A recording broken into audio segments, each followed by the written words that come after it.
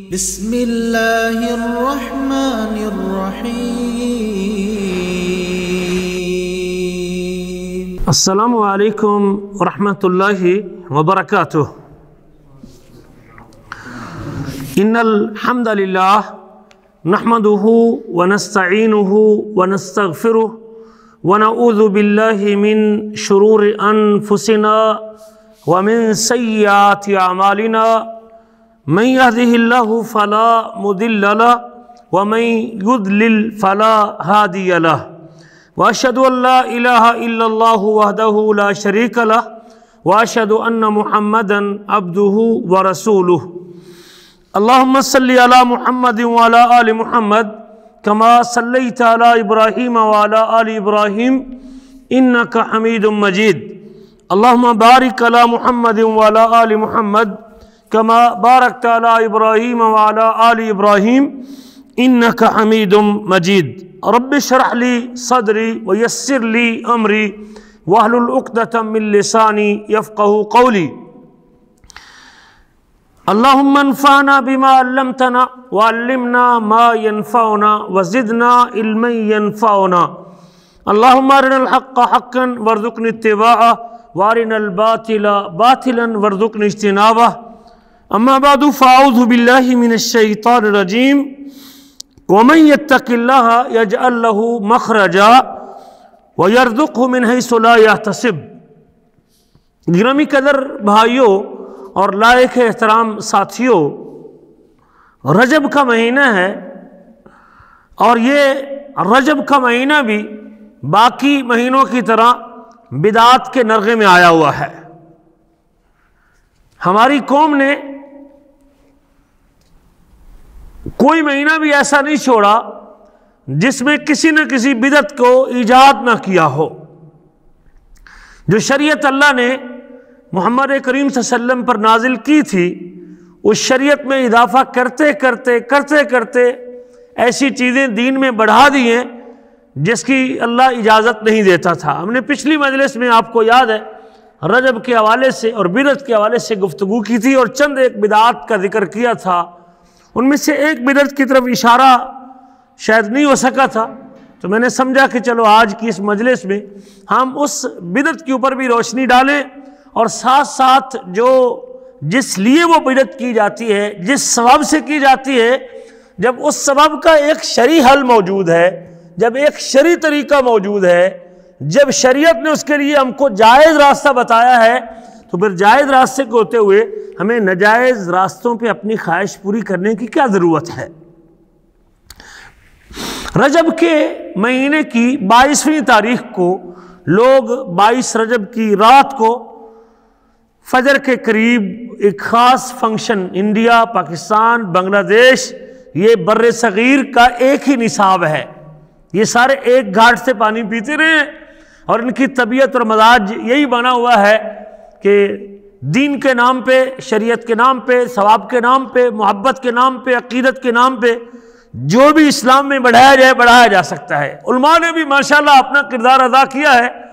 علماء حق تو نہیں کہہ سکتا، علماء سو کہوں گا ان کو، جو لوگوں کو اس طرف لگا دیتے ہیں اور کہتے ہیں کہ جی کچھ بدعت حسنہ ہوتی ہے اور کچھ بدعت سیئہ ہوتی ہے۔ بدعت حسنہ کے نام پہ ایسے دروازے کھول دیے ہیں اور پھر ایسے باب کھول دیے ہیں جو اب ان سے خود بند نہیں ہو رہے، اب سر پیٹ رہے ہیں اور سر جوڑ کے بیٹھ رہے ہیں سلجھے ہوئے لوگ ان کی۔ اب ان کو عقل آئی ہے کہ ہم نے لوگوں کو غلط رستے پہ لگا دیا ہے۔ پہلے بدعت حسنہ کہہ کے، اچھا کام کہہ کے، حرج کیا ہے اس میں؟ کوئی بات نہیں، دین کا ہی تو کام ہے، اللہ کی کتاب ہی تو پڑھی ہے ہم نے تو ذکر کیا ہے، ہم نے 4 کولی پڑھے ہیں جی، اس سے کھانا حرام تو نہیں، لوگوں کو مواد فراہم کرتے رہے۔ اب لوگوں نے جب اس کا پہاڑ کھول لیا ہے اور لمبا سوراخ، موٹا اور چوڑا سوراخ کر لیا ہے، اب اس کے بند کرنے کے چکر میں، اور وہ بند ان سے ہوتا نہیں۔ دیکھ لیں آپ مفتی اکمل صاحب کو دیکھ لیں، جو یہ سبز پگڑی والوں کا مفتی ہے، اب ان کو فکر ہے کہ ہم نے میلاد کے اوپر لوگوں کو لگا دیا کہ اس کے فضائل، 12 ربیع الاول کی رات کے اتنے فضائل، مجلس میں آؤ گے تو یہ ملے گا، یہ ہوگا، فلاں ہوگا، اتنے گناہ بخشے جائیں گے۔ اب کہتے ہیں وہ جو لائٹنگ کے اوپر پیسہ ہو رہا ہے اور جو گلی پہ کمکمے لگ رہے ہیں، جو کاش کے اس کا غریب بچوں کو کپڑے لے کے دیے جاتے، وہ جو ڈی جے اور چل رہا ہے اور جو ڈیک چل رہے ہیں، اتنی اونچی آواز سے بیماروں کو تکلیف ہو رہی ہے جی، بوڑھوں کو تکلیف ہو رہی ہے جی، محلے میں اب یہ ہو رہا ہے جی، کاش کے اتنی لائٹنگ، اتنی جو ہے نا جو ہم پیسہ خرچ کرتے ہیں، جو ماڈل بناتے ہیں، اس کو ہم ادھر لگا دیتے۔ بھئی ہم تو پہلے تمہیں کہتے تھے کہ یہ چیزیں شریعت میں نہیں ہیں، ہم تو تب بھی سمجھاتے تھے اللہ کے رسول کا دین نہیں ہے۔ اب جب لوگوں کو آپ نے لگا دیا اس طرف، ماڈلوں کے اوپر پیسہ، اتنا پیسہ لوگ لٹاتے ہیں، منوں کے حساب سے کیک بنتے ہیں اور حلوے بنتے ہیں اور کیا کچھ لوگ کرتے ہیں، آپ نے لوگوں کو لگا دیا اس طرف۔ اب تم کو عقل آ گئی ہے کہ یہ ہم نے ایسا دروازہ کھولا ہے کہ جو بند ہونے کا نام ہی نہیں لیتا۔ اب پیٹ رہے ہیں، سر پیٹ رہے ہیں۔ دیکھ لیں وہ رضا ثاقب مصطفی کو دیکھ لیں یا مفتی اکمل صاحب کو دیکھ لیں اور باقی لوگوں کو دیکھ لیں، اس طرح یہ تو کوئی طریقہ ٹھیک نہیں۔ میرے عزیزو، جب آپ شریعت کی حد کراس کریں گے تو پھر خیر کبھی نہیں آئے گی۔ 22 رجب کو بھی ہمارے ملکوں میں لوگوں نے 22 رجب کی رات کو حضرت امام جعفر صادق کے کنڈوں کے نام سے ایک بدعت ایجاد کی ہوئی ہے۔ آپ اللہ کا شکر ادا کریں کہ آپ کو اس کا پتہ نہیں، ادھر رہتے ہیں اور آپ کو پتہ نہیں۔ ویسے شاید گھر والے تو بتاتے ہوں گے بھی یہ فلاں کر رہا ہے جی، فلاں کر رہا ہے جی، وہ کر رہا ہے جی، وہ پڑوس والے کر رہے ہیں جی، اڑوس والے کر رہے ہیں جی، تو آپ ہمیں بھی پیسے بھیجیں اور ہم بھی اس میں شریک ہو جائیں جی۔ اس رات کو اگر کوئی کھانا بنائے گا اور وہ کھانا بھی تقریباً فجر کے قریب رات کو 2-3 بجے جا کے تیار کرتا ہے، کوئی کنڈے بھرتے ہیں، دہی کے کنڈے یا حلوے کے کنڈے یا کوئی مٹھائی یا کوئی جلیبی یا جو بھی کسی کی بس میں ہو، وہ اس رات کو اسپیشل مٹھائی تیار کرتے ہیں۔ پھر اس کے اوپر کہتے ہیں جی ہم اب اس کو حضرت جعفر صادق رحمہ اللہ، یہ ایک امام ہیں اور کہہ لیں کہ اہل بیت سے ان کا تعلق ہے، حضرت محمد الباقر کے بیٹے ہیں، حضرت علی زین العابدین کے پوتے ہیں، حضرت حسین رضی اللہ عنہ کے پڑپوتے ہیں۔ ہمیں ان کے سید زادہ ہونے میں کوئی اختلاف نہیں، اور ہمارے اہل سنت کی حدیث کی کتابوں میں ان کی روایتیں موجود ہیں، تبع تابی یا تبع تابی کے ضمن میں آتے ہیں غالباً۔ تو ہم ان بزرگ کا احترام کرتے ہیں اور نیک بزرگ تھے، لیکن ان کی یہ تعلیمات نہیں ہے۔ اب ان کی طرف بات منسوب کی جاتی ہے، انہوں نے کہا کہ میرے نام پہ یا میری نظر کے لیے یا میری نیاز کے طور پہ اگر تم یہ کھانا بناؤ گے تو تمہارے رزق میں وسعت آ جائے گی اور وارے نیارے ہو جائیں گے اور کام چل پڑے گا اور دکان کامیاب ہو جائے گی۔ بڑی کہانی۔ ایک اور بھی کوئی لکڑہاری کی کہانی سناتے ہیں، لکڑ آ رہا تھا اور اس نے اس رات یہ کیا اور پھر اس کا رزق کھل گیا اور اس نے پتہ نہیں کیا ہو گیا۔ یہ کہانی بھی رات کو پڑھتے ہیں اور پھر اگلے دن لوگوں کو یہ کھانا پارسل کرتے اور بھیجتے ہیں اور لوگوں کو تقسیم بھی کرتے ہیں۔ یاد رکھیے یہ بدعت ہے، یہ دین میں نیا کام ہے، اس کی قرآن و سنت میں کوئی دلیل موجود نہیں ہے۔ محمد کریم صلی اللہ علیہ وسلم کی 23 سالہ جو بتائی ہوئی نبوت کی تعلیمات ہیں اس میں اس کا کوئی حوالہ موجود نہیں۔ آپ نے اپنے کسی بیٹے، اپنے پوتے، اپنے نواسے کو یا اپنے کسی عزیز کو یا اپنے داماد کو یا علی بن ابی طالب کو یا عثمان بن عفان کو یا ساتھیوں کو یا صحابہ کرام کو یا اہل بیت کو یا ازواج مطہرات کو رسول کریم صلی اللہ علیہ وسلم نے ایسی کوئی تعلیمات نہیں دی۔ اور ہم نے پچھلی مجلس میں کہا تھا کہ جس عمل پر محمد کریم کی مہر موجود نہیں، اس عمل کی اللہ کے ہاں کوئی قدر و قیمت،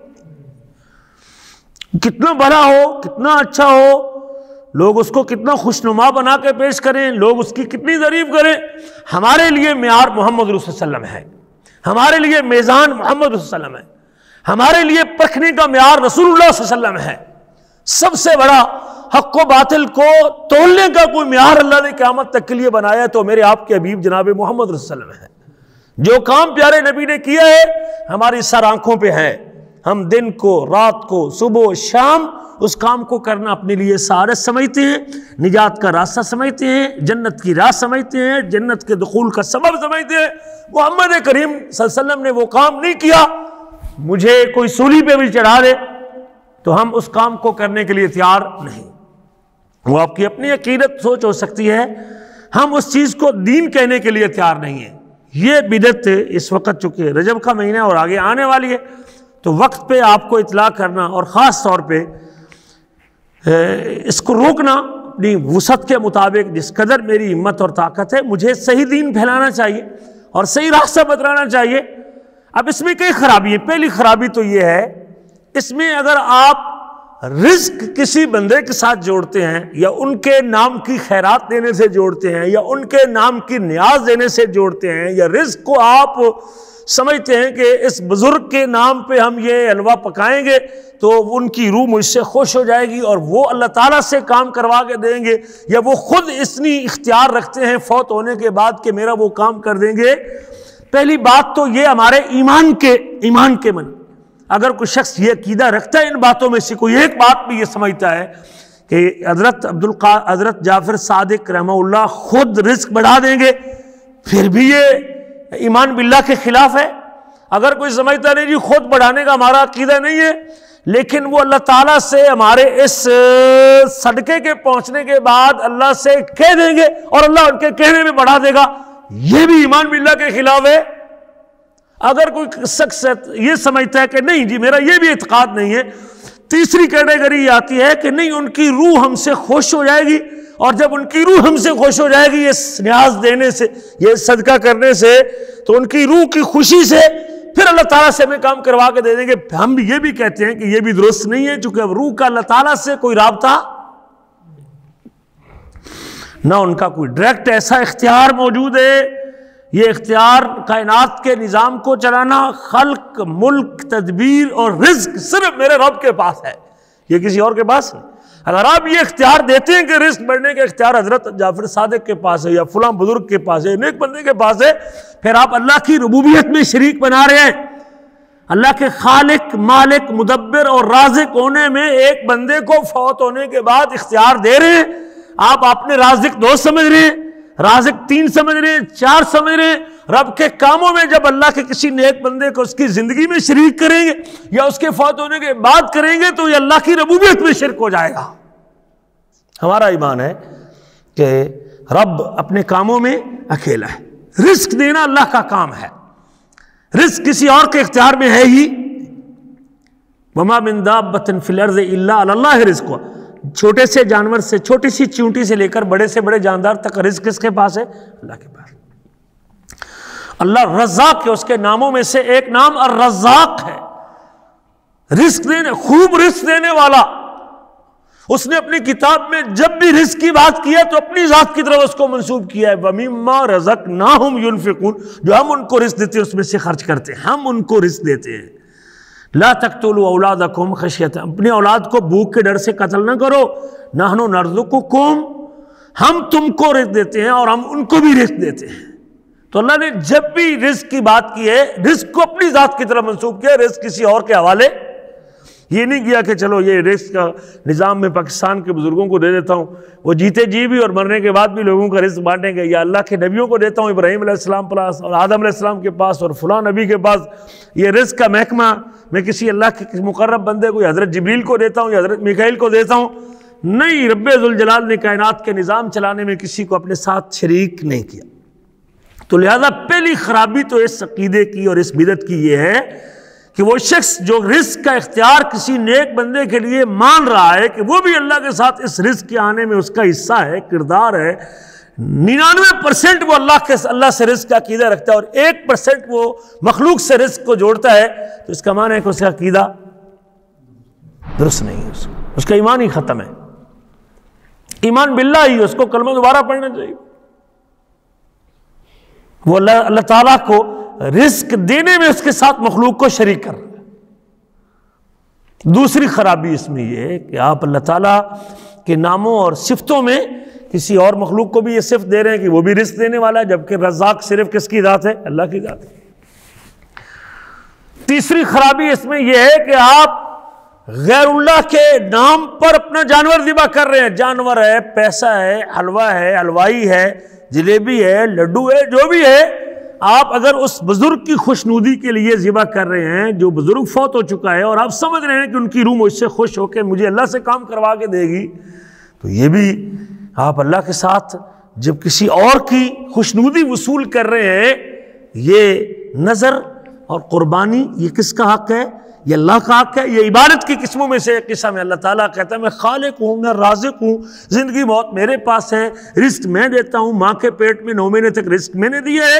اب جب جھکنے کی باری آئے گی, سوال کی باری آئے گی, عبادت کی باری آئے گی, تقرب کی باری آئے گی, جب اگر تو مال خرچ کرنا چاہتا ہے تو وہ میرے نام پہ تو کر سکتا ہے, میرے علاوہ کسی اور کے نام پہ نہیں. حرمت علیکم المیتۃ والدم ولحم الخنزیر, تم پر مردار بھی حرام ہے, خنزیر بھی حرام ہے, خون بھی حرام ہے, اور ہر وہ جانور بھی تمہارے اوپر حرام ہے جس پر میرے علاوہ کسی اور کا نام لیا گیا ہے.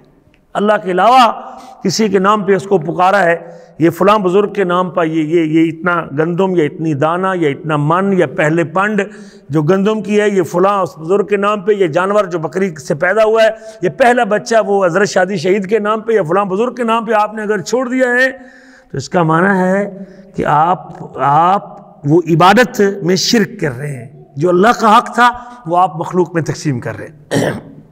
یہ بھی عقیدے کی خرابی ہے کہ آپ کی توحید جو ٹوٹ جائے گی. بھئی جس طرح وضو ٹوٹ جاتا ہے, نماز ٹوٹ جاتی ہے, حج باطل ہو جاتا ہے کچھ خرابیوں سے اور کچھ بدعملیوں سے, تو کیا کلمہ نہیں ٹوٹے گا؟ جی کلمہ بھی ٹوٹ جاتا ہے. وضو کرنا اگر عبادت ہے تو وضو توڑنے والی چیزیں بھی شریعت نے بتائی, نماز کو باطل کرنے والی چیزیں بھی شریعت نے بتائی. اگر یہ کام نماز میں بولو گے اور جو تم اپنی کو بات کرو گے, کوئی ایسی بلا وجہ حرکت کرو گے تو نماز باطل ہو جائے گی. جس طرح نماز باطل ہو, کلمہ بھی ٹوٹ جاتا ہے. بھائی یہ یاد رکھیں, ہم تو سکے بند ایمان رکھتے ہیں, پکا ٹھکا ہم سمجھتے ہیں کہ ایسے پکے مومن ہیں کہ ہمارا تو کلمہ ختم ہوتا ہی نہیں نا.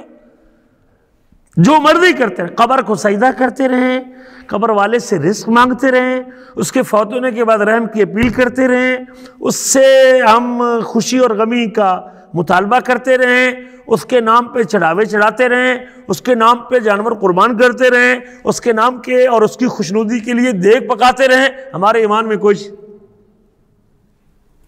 فرق خلل کو نہیں آتا. رسول کریم صلی اللہ علیہ وسلم تو اتنے محتاط تھے, ایک شخص نے آپ کے سامنے صرف اتنی سی بات کہی دی, سنن ترمذی کی حدیث ہے, ما شاء اللہ و شئت, جملے پہ غور کرنا, ما شاء اللہ و شئت, جو اللہ چاہے اور جو آپ چاہیں. آپ نے کیا فرمایا؟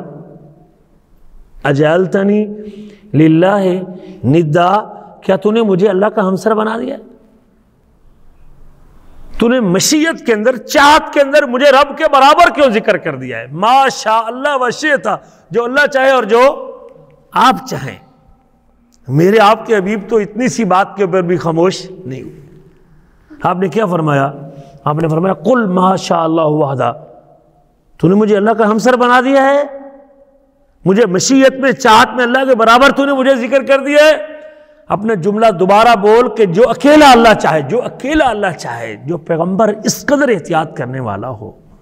آج ہم اس کے دین میں اگر اس طرح کر کے اللہ کی ربوبیت میں اور اللہ کی الوہیت میں اور اللہ تعالیٰ کے ناموں اور صفتوں میں اس قسم کی ملاوٹ کریں گے اور اس قسم نیک بندوں کو شریک کریں گے تو ہمارا کلمہ کیسے باقی رہ سکتا ہے؟ بھائی ایک تو یہ عقیدے کے خلاف ہے. دوسری گزارش یہ ہے کہ اس کا شریعت میں ثبوت کوئی نہیں ہے. جو اللہ نے 30 پارے نازل کیے ہیں اور محمد کریم صلی اللہ علیہ وسلم کی زبان مبارک سے نکلی ہوئی 23 سال کا جو مواد حدیث کی صورت میں موجود ہے, اس کا کوئی حوالہ موجود نہیں.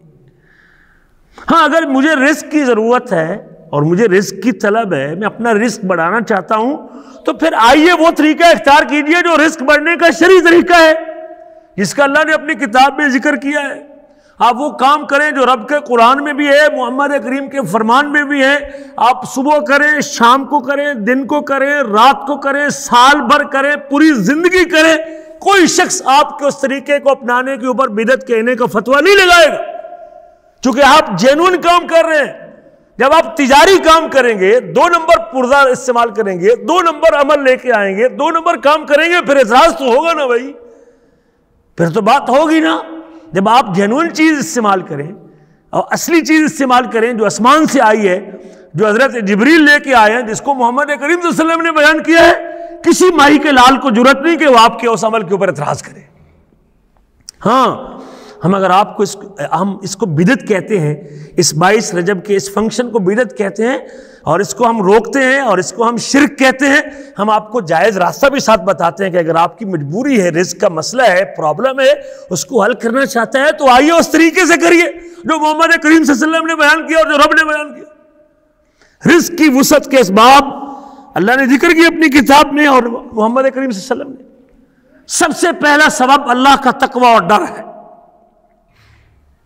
اللہ کا ڈر جس بندے کے اندر زیادہ ہے اور وہ اللہ سے ڈرتا ہے، خوف الہی اس کے اندر موجود ہے، دامن پھونک کے رکھتا ہے، اور تقوی کی تعریف میں نے ذکر کیا تھا آپ کو کئی مرتبہ کہ وہ واجبات کا پابند ہے اور فرائض کو پورا کرتا ہے، حرام کے قریب نہیں ٹپکتا، وہ شخص متقی شخص ہے۔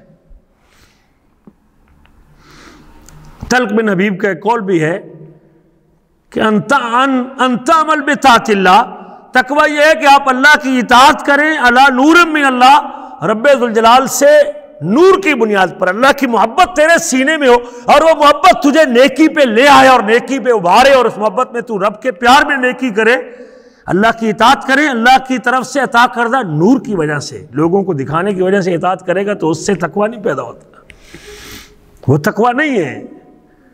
علی نور من اللہ، ترجو ثواب اللہ، اور اللہ تعالیٰ سے ثواب کی امید بھی رکھیں کہ میرا رب مجھے اس کے اوپر اجر دے گا۔ وَأَن تَتْرُكَ مَعْصِيَةَ اللَّهِ، تقوی یہ ہے کہ آپ اللہ کی نافرمانی کو چھوڑ دیجئے، علی نور من اللہ، رب کے طرف سے نور کی بنیاد پر۔ اگر آپ کیمرے کی وجہ سے چوری نہیں کر رہے تو یہ نور من اللہ تو نہیں ہے نا۔ اگر آپ لوگوں کی وجہ سے ایک آپ کا داؤ نہیں چل رہا کہ ادھر ملازم زیادہ کام کرتے ہیں اور میرا گلے تک ہاتھ نہیں پہنچ رہا تو یہ نور من اللہ تو نہیں ہے نا جی۔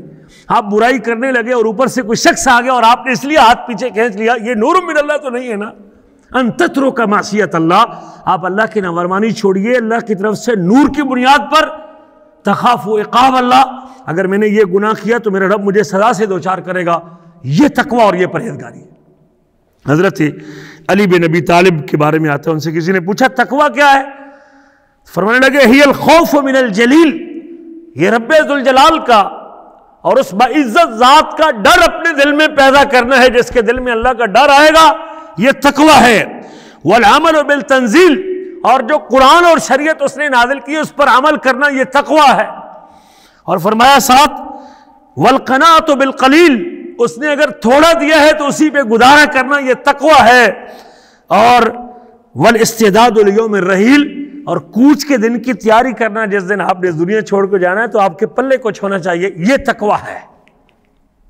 اور اللہ کہتے ہیں اپنی کتاب میں وَمَن يَتَّقِ اللَّهَ وَمَن يَتَّقِ اللَّهَ يَجْعَل لَّهُ مَخْرَجًا، جو اللہ تعالیٰ سے ڈرتا ہے اللہ اس کے لیے نکلنے کی راہیں پیدا کر دیتے ہیں، اس کی تنگیاں، اس کی تکلیفیں، اس کے مصائب، اس کی پریشانیاں، اس کے دکھ سارے چھڑ جاتے ہیں۔ وہ رزق کا مسئلہ، وہ اولاد کا مسئلہ، وہ بیماریوں کا مسئلہ، وہ دکھوں کا علاج اگر چاہتا ہے، وَمَن يَتَّقِ اللَّهَ يَجْعَل لَّهُ مَخْرَجًا، جو اللہ سے ڈرتا ہے اللہ اس کے لیے نکلنے کی راہیں پیدا کر دیتا ہے۔ آپ ڈریں اللہ تعالیٰ سے، کریں آپ وہ کام، کریں آپ فرائض پورے کریں، واجبات پورے کریں، اللہ کی عبادت کریں۔ تقوی بھائی، آپ جو 22 رجب کو لوگوں کو اکٹھا کر رہے ہیں اور اللہ کے ساتھ شرک کی دعوت دے رہے ہیں اور آپ ایک غیر شرعی طریقہ اختیار کر رہے ہیں، تقوی اختیار کر لیں آپ، جو شریعت رب نے نازل کی اس کے اوپر عمل کریں آپ۔ اللہ فرماتے ہیں کہ جو تقوی اختیار کرتا ہے اللہ اس کے لیے نکلنے کی راہیں پیدا کرتے ہیں، وَيَرْزُقْهُ مِنْ حَيْثُ لَا يَحْتَسِبُ، اس کے گمان میں بھی نہیں ہوتا کہ میری یہ روٹی کا بندوبست کہاں ہے، یہ گاہک کب آنے والا ہے، کس وقت میرے رب اس کے پاس بھیجنے والا ہے اور اس کے رزق کا بندوبست کرنے والا ہے۔ اللہ اس کو ایسی جگہ سے رزق عطا کرتا ہے کہ اس کے وہم و گمان میں بھی نہیں ہوتا۔ بڑے لوگوں نے ایسے کیا، مال چیز ملی ان کو لیکن چھوڑ دی اس وجہ سے کہ یہ حرام ہے، جائز نہیں، چوری کی ہے، اس سے اٹھاؤں گا تو چوری ہے، جب چھوڑ دی اللہ نے حلال طریقے سے وہی چیز اس کے گھر پہنچا دی۔ بڑے واقعات موجود ہیں لیکن میں اس میں جانا نہیں چاہتا، بیسیوں واقعات ملتے ہیں اللہ کی قسم، لوگوں کی، نیک لوگوں کی۔ مکہ میں بندے کو ہار ملتا ہے اور وہ ہار واپس کر دیتا ہے، پھر وہ بندہ یہاں سے چلا جاتا ہے اور سمندری فاصلہ طے کرتا ہے اور کئی سالوں کے بعد جب پہنچتا ہے کسی جزیرے کے اندر جا کے پہنچتا ہے اور وہاں ان کے بچوں کو لکھانا پڑھانا شروع کرتا ہے، اور ایک شخص کی وہ جب فوت ہوتا ہے تو اس کی بیٹی تھی، تو اس امام صاحب کو جو مکہ میں جس کو ہار ملتا ہے وہ اس امام صاحب کو جب کہتے ہیں کہ یہ نیک شخص ہے، یتیم بچی ہے، اس سے شادی کر دیتے ہیں، اور جب وہ بچی اس کے گھر میں آتی تو اس کے گلے کے اندر وہی ہار تھا جو اس کو مکہ میں ملا تھا. دبا جاتا اس دن مکہ میں تو چوری کا مال تھا. اللہ اس کو حلال طریقے سے دینا چاہتا, ہار بھی دینا چاہتا, ہار والی بھی دینا چاہتا تھا. بڑے واقعات عام لوگوں کو ملتے. آج بھی اگر کوئی تقوی اختیار کرتا ہے اللہ اس کو دیتا ہے. اللہ تعالیٰ رزق پیدا کرتا ہے, رزق دیتا ہے. اللہ فرماتے ہیں سورۃ اعراف میں وَلَوْ أَنَّ أَهْلَ الْقُرَىٰ آمَنُوا وَاتَّقَوْا, اگر یہ بستیوں کے لوگ ایمان لے آتے, ایماندار ہوتے, ان کا اللہ پر ایمان اعتقاد ٹھیک ہوتا, اور بھائی میں اللہ کو رازق سمجھتا ہی نہیں ہوں پوری طرح, تو مجھے تقوی رزق کیسے ملے گا؟ میں جب اس کے ساتھ شریک کر رہا ہوں بندوں کو, رزق کا اختیار ان میں دے رہا ہوں, تو یہ تقوی ہے بھلا؟ یہ اللہ پر ایمان اسے کہتے ہیں. لَوْ أَنَّ أَهْلَ الْقُرَىٰ آمَنُوا وَاتَّقَوْا, اگر بستیوں کے لوگ ایمان لاتے اور متقی بن جاتے, لَفَتَحْنَا عَلَيْهِمْ بَرَكَاتٍ مِّنَ السَّمَاءِ وَالْأَرْضِ, ہم آسمان اور زمین کی برکتیں ان کے اوپر کھول دیتے. آسمان سے پانی برساتے اور زمین اکلتی, سونا اگلتی ہے لوگوں کے لیے. آسمان اور زمین کی برکت. آج کیوں ہم پٹ رہے ہیں؟ ہماری حکومتیں بے بس ہو چکی ہیں مہنگائی کے, تو اب بھائی ہمارے اندر ڈر نہیں اللہ تعالیٰ کا, خوف نہیں اللہ تعالیٰ کا, ہم شرک کر رہے ہیں اللہ کے ساتھ. کیا روئیں ہم؟ ہمارا وزیر اعظم جب قبر کے اوپر سجدہ کر رہا ہے اور جا کے اپنا ماتھا ٹیک رہا ہے تو وہاں برکتیں آئیں گی؟ ہاں جب توحید تھی یہاں, اللہ کا فضل ہے, یہاں قبر پرستی نہیں ہے, قبر پرستی نہیں ہے. اب ٹھیک ہے اور کئی برائیاں ہو سکتی ہیں, قبر پرستی نہیں ہے. اللہ نے سونا بھی دے دیا, تیل بھی دے دیا. ہاں جب ہم اللہ کی حدود کو چھوڑیں گے تو اللہ بھی اپنی نعمتیں واپس لے لیتا ہے. یہ خیرات و برکات, جب اللہ تعالیٰ کا حکم ہم چھوڑیں گے تو پھر اللہ تعالیٰ ان کو باقی رکھتا.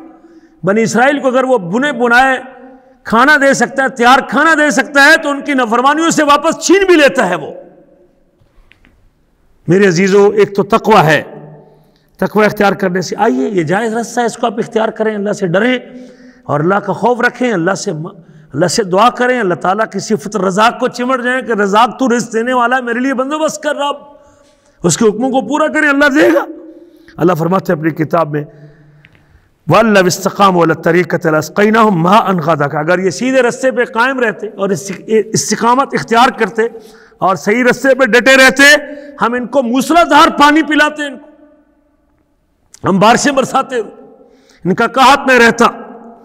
میرے عزیزو, اگر آپ رزق بڑھانا چاہتے ہیں جائز طریقے سے تو استغفار کریں. آپ تقوی کے بعد اللہ سے مغفرت کی دعا, گناہوں کی معافی مانگیں, آپ کا رزق بڑھ جائے گا. استغفار کریں, رزق میں برکت ہوگی. اللہ قرآن میں کہتے ہیں حضرت نوح علیہ السلام کی زبانی قُلْتُ اسْتَغْفِرُوا رَبَّكُمْ إِنَّهُ كَانَ غَفَّارًا, نوح علیہ السلام سے کہا گیا کہیں اپنی قوم کو استغفروا ربکم, اللہ سے مغفرت مانگو, گناہوں سے توبہ کرو, اللہ کی طرف رجوع کرو, اب واپس پلٹ آؤ اللہ کی طرف, اللہ کا حکم مانو, اللہ کے حکموں کو تسلیم کرو اور رب کے حکم کے سامنے سر تسلیم خم کرو. استغفروا ربکم, اپنی غلطیوں کی معافی مانگو, جو تم نے گناہ کیے اس سے معافی طلب کرو اللہ تعالیٰ سے. استغفروا ربکم انہ کان غفارا, بے شک وہ گناہوں کو معاف کرنے والا ہے. یرسل السماء علیکم مدرارا, وہ تم پر موسلادھار بارشیں برسائے گا, آسمان سے مین برسے گا. وَيُمْدِدْكُمْ بِأَمْوَالٍ وَبَنِينَ, اور وہ تمہاری مدد کرے گا مالوں کے ساتھ بھی اور بیٹوں کے ساتھ بھی. وَيَجْعَلْ لَكُمْ جَنَّاتٍ وَيَجْعَلْ لَكُمْ أَنْهَارًا, اور وہ تمہاری یہ باغات بھی پیدا کرے گا اور تمہارے لیے نہریں بھی پیدا کر دے گا. نہروں اور باغات کا وعدہ کرتا ہے. کس بنیاد پر؟ استغفار کرو. اگر آپ کو رزق کی طلب ہے تو جائز راستہ کیوں نہیں چلتا بھائی؟ اللہ کی بغاوت کرنے سے کبھی رزق نہیں ملے گا. غیر شرعی طریقے اختیار کرنے سے رزق کی طرف کیوں لوگوں کو لگا رہا ہے بھائی؟ آئیے اس کو استغفار کی دعوت, پوری بستی استغفار کرے. اور جب بارشیں رکتی ہیں, بارش نہیں آتی, اور اس بارش کے آنے کے لیے جب جانور پیاسے مرتے ہیں اور جب فصلیں تباہ ہونے لگتی ہیں, رسول کریم نے کیا تعلیم دی بارش لینے کے لیے؟ صلاۃ استسقاء, نماز ایک زیادہ پڑھی, عام نمازوں سے ہٹ کے, فرض نمازوں سے ہٹ کے پورے بستی کے لوگوں کو جمع کیا, مدینے کے لوگوں نکالا, مسجد غمامہ کے پاس لے گئے اپنے ساتھیوں کو, صحابہ کرام کو, جو ہم سے کروڑوں درجے متقی لوگ تھے اور پرہیزگار لوگ تھے، جب بھی جب بارشیں رکتی تھی قحط ہوتا تھا، اللہ کے رسول اعلان کرتے تھے نماز استسقاء کا، لوگ نکلتے اللہ سے دعا کرتے، 2 رکعت نماز پڑھتے، ہاتھ رب کے سامنے پھیلا لیتے، واللہ واپس جانے سے پہلے بارش بھی دیکھ لیتے تھے۔ شیخ عبد الرحمن بن ناصر السعدی کے بارے میں نماز استسقاء کا اعلان کر دیا تو اگلے دن پرنالہ سیدھا کر رہے تھے، پرنالہ ٹھیک کر رہے تھے، اس وقت کچے مکان تھے، اب بھی ان کی مسجد کا مینار تو کچا ہے۔ تو کسی نے کہا شیخ صاحب پرنالہ سیدھا کرنے کی کیا ضرورت ہے، موسم کو ایسا نہیں ہے۔ کہتے ہیں میں اللہ تعالیٰ سے پر امید ہوں کہ میرا رب بارش عطا کرے گا۔ اس قسم کے لوگ بھی موجود تھے جو اللہ تعالیٰ سے دعا کرنے کے بعد اس قدر پر امید ہوتے تھے کہ میرا رب ہماری دعا کو قبول کرے گا۔ ہماری خرابی یہ ہے، ہم اللہ کی بغاوت کر کے اس میں سے پھر بارش کے متمنی ہے، پھر رزق کے متمنی ہے، پھر اولاد کے متمنی ہے، اور بغاوتیں کو دبے ہمارے دامن پہ لگے ہوئے ہیں۔ استغفار کرنے سے رزق بڑھتا ہے۔ آپ کریں استغفار، استغفر اللہ الذی لا الہ الا هو الحی القیوم واتوب الیہ، استغفر اللہ واتوب الیہ، استغفر اللہ استغفر اللہ استغفر اللہ، کثرت سے کریں اس کی تسبیح، صبح بھی، شام بھی، دن بھی، رات بھی۔ سید الاستغفار آپ نے سکھایا، اللہم انت ربی لا الہ الا انت خلقتنی وانا عبدک وانا علی عہدک ووعدک ما استطعت اعوذ بک من شر ما صنعت ابوء لک بنعمتک علی وابوء بذنبی فاغفر لی فانہ لا یغفر الذنوب الا انت۔ سید الاستغفار ہے، یہ پڑھیں آپ، صبح شام پڑھیں، اپنے گناہوں کا اعتراف کریں، اس کی معافی مانگیں، صبح شام استغفار کریں۔ اب بارش نہیں ملی، صبح پڑھے گا، شام تک فوت ہو گیا تو سیدھا جنت میں، شام کو پڑھے گا، صبح اگر موت آ گئی تو سیدھا جنت میں چلا جائے گا۔ یہ بھی اس سے دعا کریں اللہ تعالیٰ سے، اگر آپ رزق بڑھانا چاہتے ہیں تو دعا کریں اللہ تعالیٰ سے، مانگے بارش کی دعا، بیٹھ جائیں رات کے تیسرے پہر اللہ کے سامنے مصلی ڈال کے، آپ کے اگر معاملے پھنسے ہوئے ہیں، اٹکے ہوئے ہیں، رکے ہوئے ہیں، وہ مالک الملک تو کن کہہ کے اپنے فیصلے نافذ کرتا ہے۔ ہم اللہ تعالیٰ کو پہچانے بھی نہیں نا بھائی، ہمیں پتہ ہی نہیں کہ میرا رب کتنی قوتوں والا ہے، کتنی طاقتوں والا ہے، کتنی قدرتوں والا ہے، کس قدر اپنے فیصلے نافذ کرتا ہے۔ وہ تو ناممکن کو ممکن بنانے والا ہے، وہ تو لاٹھی سے پانی کے چشمے، پتھر سے پانی کے چشمے جاری کر دیتا ہے، اور اسی لاٹھی کے مارنے سے پانی کو پتھر بنا دیتا ہے۔ موسیٰ علیہ السلام کی لاٹھی تھی نا، ایک مرتبہ مارا تو اس سے چشمے بن گئے، دوسری مرتبہ مارا تو پانی اس کے اوپر پہاڑ بن گیا۔ یہ یقین اور وثوق تو پیدا کریں، اپنے اللہ سے دعا کریں، رزق بجائے اس کے کہ لوگوں کو 2 نمبر طریقہ سکھائیں، کنڈوں پہ لگا دیں آپ امت کو اور قوم کو، امت محمدیہ کو، اور ان صحیح العقیدہ لوگوں کا عقیدہ خراب کریں۔ آپ ان کو جائز رستہ کیوں نہیں بتاتے؟ علماء کہاں مر گئے؟ اس امت کے علماء کہاں مر گئے؟ اس قرآن کی تفسیر کرنے والے کیوں نہیں بتاتے لوگوں کو رسول اللہ کا طریقہ؟ کیا مجبوری ہے؟ شیطان کی طرف سے نا، شیطان تو بہکاتا ہے کسی طرح ان کا عقیدہ خراب کیا جائے، ان کا ایمان خراب کیا جائے۔ دعا کریں، دعا ایک سبب ہے۔ اللہ تعالیٰ فرماتے ہیں اپنی کتاب میں، ان اللہ یا ایھا الرسل کلوا من الطیبات واعملوا صالحا، اے رسولو کلوا من الطیبات، تم پاکیزہ کھاؤ اور نیک عمل کرو۔ اور اللہ تعالیٰ خود بھی پاک ہے اور پاک چیز کو پسند کرتا ہے اور پاک کو ہی قبول کرتا ہے۔ اللہ نے مومنوں کو بھی حکم دیا اور رسولوں کو بھی حکم دیا۔ رسولوں کو بھی اللہ نے کہا کہ کلوا من الطیبات واعملوا صالحا، کہ پاکیزہ کھاؤ اور نیک عمل کرو۔ اللہ نے مومنوں کو بھی کہا کہ یا ایھا الذین آمنوا کلوا من طیبات ما رزقناکم، ایمان والو جو ہم نے پاکیزہ چیزیں دی ہیں تم کو اس میں سے کھاؤ۔ پھر نبی کریم فرماتے ہیں کہ ایک شخص لمبا سفر کرتا ہے اور اپنے ہاتھوں کو اٹھاتا ہے، اس کے بال پرا گندہ ہیں، اس کے کپڑے پرا گندہ ہیں، ہاتھوں کو اٹھاتا ہے، اللہ کے سامنے پھیلاتا ہے، یا رب یا رب یا رب کی صدا لگاتا ہے۔ فرمایا مطعمہ حرام ومشربہ حرام وملبسہ حرام وغذی بالحرام، اس کا کھانا حرام کا، پینا حرام کا، غذا حرام کی، لباس حرام کا، فأنی یستجاب لہ، تو اس کی دعا کیسے قبول ہوگی؟ مجھے اپنے حلال اور طیب کھانا کھانے کے بعد، پاکیزہ خوراک کھانے کے بعد اللہ سے دعا کرنی چاہیے۔ جب میں 2 نمبر طریقے اختیار کروں گا اور ناجائز طریقہ اختیار کروں گا، حرام کا ارتکاب کروں گا، حرام کھاؤں گا اور حرام پہنوں گا، اس سے رزق بڑھے گا؟ نہیں، رزق نہیں بڑھے گا اس سے۔ اللہ تو دعائیں بھی قبول نہیں کرتے۔ ہاں، تیسرا طریقہ جس سے آپ رزق بڑھانا چاہتے ہیں وہ تسبیح، اللہ تعالیٰ کی پاکیزگی بیان کریں۔ ہم نے تفصیل کے ساتھ اس موضوع کے اوپر گفتگو کی ہے، میں اس کا تکرار نہیں کرنا چاہتا۔ سبحان اللہ کہنے سے رزق بڑھتا ہے بھائی، تقوی اختیار کریں، استغفار کریں، اللہ سے مانگیں بھائی، دعا کریں۔ تیسرا سبب دعا کریں اللہ تعالیٰ سے۔ ہم تو دعا کرتے ہی نہیں بھائی، دعا بھی تو عبادت ہے نا۔ ہم باقی باتیں اگر کرتے ہیں تو کبھی آدھا گھنٹہ، پونا گھنٹہ بیٹھ کے اللہ سے دعا بھی کر لیا کریں۔ میرے آپ کے نبی رزق کس سے مانگتے تھے؟ اللہم انی اسألک علما نافعا وعملا متقبلا ورزقا طیبا واسعا۔ اللہ میں تجھ سے سوال کرتا ہوں، اللہ میں تجھ سے مانگتا ہوں، علم نفع بخش علم مانگتا ہوں، پاکیزہ رزق مانگتا ہوں، رزق حلال مانگتا ہوں، رزق طیب مانگتا ہوں۔ نبی کریم سوال کرتے تھے اللہ تعالیٰ سے رزق۔ اللہم اجعل رزق آل محمد قوت، اللہ تو میرا رزق بس کھانے کے برابر، جتنی ہماری ڈیمانڈ ہے اتنا رکھنا، ہمیں زیادہ نہ دینا۔ قوت کہتے ہیں جس کے اوپر گزارا ہو سکے، مجھے زیادہ نہیں چاہیے۔ زیادہ رزق بھی بعض وقت بندے کو باغی بنا دیتا ہے۔ دعا بھی ایک سبب ہے۔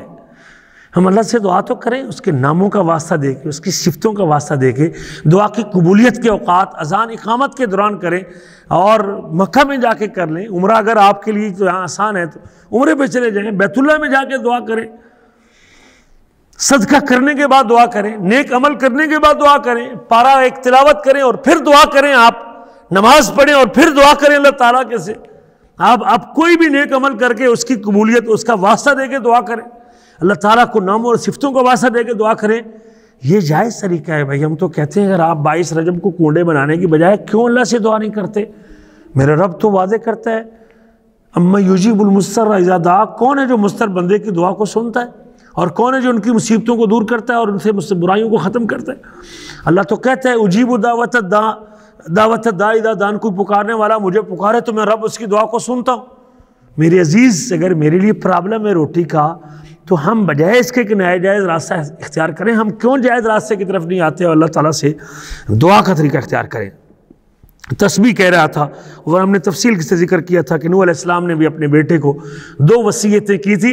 ان میں سے ایک وصیت یہ بھی کی تھی کہ سبحان اللہ و بحمدہ فإنہا صلاۃ کل شیء۔ اپنے بیٹے کو کہا، حضرت موسیٰ علیہ السلام نے، حضرت نوح علیہ السلام نے کہا اپنے بیٹے کو کہ سبحان اللہ و بحمدہ پڑھا کر یہ ہر چیز کی تسبیح، ہر مخلوق کی تسبیح سبحان اللہ و بحمدہ وبہا یرزق الخلق، اور اسی کی بنیاد پہ مخلوق کو رزق ملتا ہے۔ سبحان اللہ کہنا، حیوانوں کو اگر رزق سبحان اللہ کہنے سے ملتا ہے، حیوان کو تسبیح کرنے سے رزق ملتا ہے، تو اس انسان کو نہیں ملے گا، مسلمان کو نہیں ملے گا، اس عقل مند کو نہیں ملے گا۔ ہماری اتنی مت ماری گئی کہ ہم رزق کے لیے قبر والوں کے پاس اور اللہ کے نیک بندوں کے اور برگزیدہ لوگوں کے دنیا سے جانے کے بعد ان سے رزق مانگ رہے ہیں۔ تسبیح کریں سبحان اللہ، اللہ تو پاک ہے، میں کیسے پاک مانوں جب میں تو اس کے ساتھ رازق کسی اور کو بنا کے بیٹھا ہوں اور یہ سمجھ رہا ہوں کہ نہیں اس کے واسطے سے رزق ملے گا، جعفر صادق کے 22 رجب کے کنڈے بنانے سے رزق ملے گا، تو یہ سبحان اللہ تو سبحان اللہ ہی باقی نہیں بچا میرا، تو وہ سبحان اللہ کیسے قبول ہوگا؟ اللہ تو پاک ہے، تیرا کوئی شریک نہیں ہے، تیرے اندر کوئی نقص نہیں، تیرے دینے میں کوئی نقص نہیں، اور بھئی جب اس کے دینے میں کوئی نقص نہیں تو پھر اس کو ساتھ کیوں شامل کر رہا ہے، نیک بندے کو شامل؟ اگر تیرا یہ کام ٹھیک ہے تو سبحان اللہ ٹھیک نہیں، اور سبحان اللہ ٹھیک ہے تو یہ کام، پھر رزق تو نہیں ملے گا اس سے، نہ خدا ہی ملا نہ وصال صنم، دونوں گئے، ایمان بھی گیا اور رزق بھی گیا۔ میرے عزیزو توکل کریں اللہ تعالیٰ کے اوپر، اگر آپ رزق بڑھانا چاہتے ہیں تو اللہ پہ بھروسہ کریں، یہ بھی ایک سبب ہے۔ رزق اللہ تعالیٰ جب اختیار اس کے پاس اور بھروسہ اس کے اوپر کریں۔ عمر بن خطاب روایت کرتے ہیں کہ نبی کریم نے فرمایا لو انکم تتوکلون علی اللہ حق توکلہ، تم اگر اللہ تعالیٰ کے اوپر اس طرح بھروسہ کرو جس طرح اس کے اوپر بھروسہ کرنے کا حق ہے، وہ تم کو اس طرح رزق دے گا جس طرح پرندوں کو رزق دیتا ہے۔ پرندے نے بھی کبھی سٹور کیتا ہے، انہیں بھی کوئی دانے والا پلہ بنا کے رکھا ہے، اس نے بھی کوئی گندم یا کھجورے محفوظ کرنے کے لیے، جو اور چاول رکھنے کے لیے کوئی سٹور بنایا ہوا اپنے گھونسلے میں۔ کس پر توکل ہے؟ ایک دن کی صبح کھانے جاتا ہے، وہ کھا کے واپس پلٹ آتا ہے، روزانہ اس کو ملتا ہے۔ اگر تم اللہ تعالیٰ پر توکل کرو جس طرح توکل کرنے کا حق ہے، لا رازقکم کما یرزق الطیر، وہ تم کو رزق دے گا جس طرح پرندے کو رزق دیتا ہے۔ صبح پہ خالی پیٹ جاتا ہے اور شام کو پیٹ بھر کے آتا ہے. توکل بھی ایک سبب ہے، یہ جائز راستہ ہے بھائی. ہم تو کہتے ہیں اس طرف آ جائیں، ضحیٰ کی نماز، چاش کی نماز پڑھیں، اس سے بھی رزق آئے گا. کیونکہ حدیث کے الفاظ ہیں ابن آدم، حدیث قدسی ابن آدم ارکع لی 4 رکعات، آدم کے بیٹے صبح 4 رکعتیں میرے لیے پڑھ لے کر، ارکع لی 4 رکعات، تو 4 رکعتیں میرے لیے پڑھ فی اول النہار، دن کے شروع حصے میں، اکفی کا آخرہ ہوں، میں آخر تک تجھے کافی ہو جاؤں گا. اس میں روٹی آتی کہ نہیں آتی؟ جی رزق میری ضرورت ہے کہ نہیں؟ رزق آئے گا نہیں آئے گا؟ رزق اللہ جب کافی ہو جائے گا تو اس میں روٹی بھی آئے گی. لیکن پڑھو تو صحیح اس کے لیے.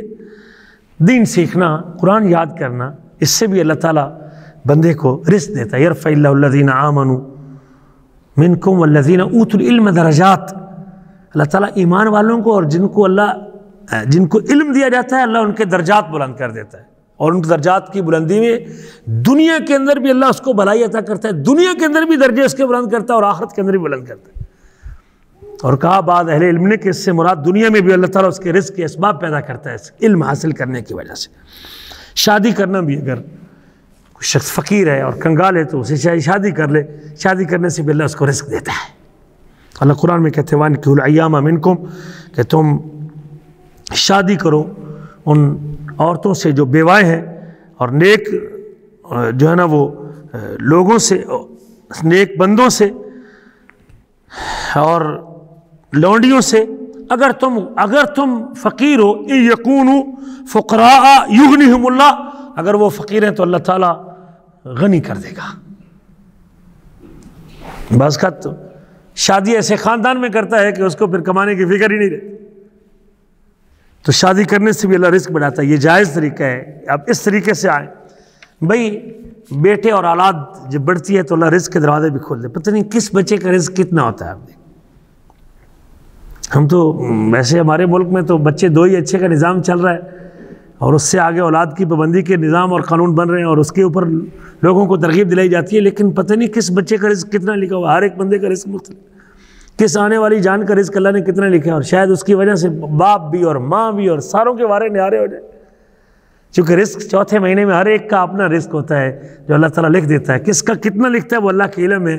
تو یہ بھی ایک سبب ہے اولاد اور بچوں کا ہونا بھی. صلہ رحمی کریں. اگر آپ رزق چاہتے ہیں، جائز طریقہ جو رزق کو بڑھانے کا ہے، صلہ رحمی کریں. من احب ان یبسط له فی رزقہ، جو آدمی پسند کرتا ہے اس کے رزق میں وسعت ہو، وینسى له فی اثرہ، اس کا دیر تک نام باقی رہے، لوگ اس کے مرنے کے بعد بھی اس کو یاد رکھیں، یار اچھا آدمی تھا، یار اس نے ہمارے ساتھ نیکی کی تھی، یار اس نے ہمارے ساتھ خیر خواہی کی تھی، یار یہ چیز اس نے مجھے لے کے دی تھی اور یہ خیر اس نے ہمارے ساتھ کی تھی. تو یقیناً اللہ فرماتے ہیں اور دیر تک اس کا نام باقی رہے. فلیصل رحم، اسے چاہیے کہ صلہ رحمی کرے، فون کیا کریں. اور کچھ نہیں دے نہیں سکتے تو ٹیلی فون تو کر لیں، بہنوں کو کر لیں، بھائیوں کو کر لیں، عزیزوں کو کر لیں، رشتہ داروں کو کر لیں.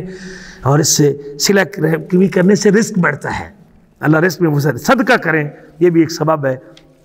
اللہ نے اگر آپ کو مال دیا ہے، اس مال کو اللہ کے راستے میں خرچ کریں گے تو اللہ تعالیٰ وہ رکھتا نہیں. اللہ تعالیٰ یقیناً اس سے کئی گنا لوٹاتا ہے، بندے کو زیادہ دیتا ہے. لگانے سے ملتا ہے. وہ تو ہمارے تاجر لوگ کہتے ہیں لگانے سے ملتا ہے. تو اللہ کے ساتھ بھی یہی تجارت کرنی چاہیے. اگر آپ کہتے ہیں نا، انویسٹر لوگ کہتے ہیں پیسہ لگاؤ گے تو پیسہ آئے گا نا، تو یقیناً اللہ کے ساتھ بھی پیسہ لگاؤ گے تو اللہ پیسہ یقیناً وہ کئی گنا واپس بغیر حساب کے واپس کرتا ہے. یہ بھی ایک سبب ہے. تو میرے عزیزو، میں نے آپ کو جائز راستے بتا دیے ہیں. ہم بجائے اس کے کہ بدعت کا راستہ اختیار کریں، 22 رجب کو کونڈوں کا راستہ اختیار کریں اور اس کا اپنا ایمان بھی برباد کریں، اپنے اللہ پر توکل بھی کمزور کریں اور اللہ کے ساتھ شرک کا جرم کا بھی ارتکاب کریں اور ساتھ مال بھی ضائع کریں اور پیسہ بھی ضائع کریں. کیوں نہ ہم اپنے اللہ کے نام پہ خرچ کریں اور یہ راستہ اختیار کریں جو اللہ نے بتایا ہے اور اللہ کے رسول نے بتایا ہے. یہ جائز راستہ ہے، یہی نجات کا راستہ ہے اور یہی کامیابی کا راستہ ہے. اس سے ایمان بھی بچ سکتا ہے اور دین بھی بچ سکتا ہے اور دنیا بھی سنور سکتی ہے اور آخرت بھی سنور سکتی ہے. یہی آج کی گفتگو کا خلاصہ ہے. اللہ ہم کو سنت پر اور شریعت پہ جو اللہ نے آسمان سے اتاری اسی پر اکتفا کرنے کی توفیق نصیب فرمائے. میرے عزیزو، یہی سبق ہے ہمارا آج کے اس درس کا. اللہ تعالیٰ ہمیں سمجھنے کے بعد عمل کرنے کی توفیق نصیب.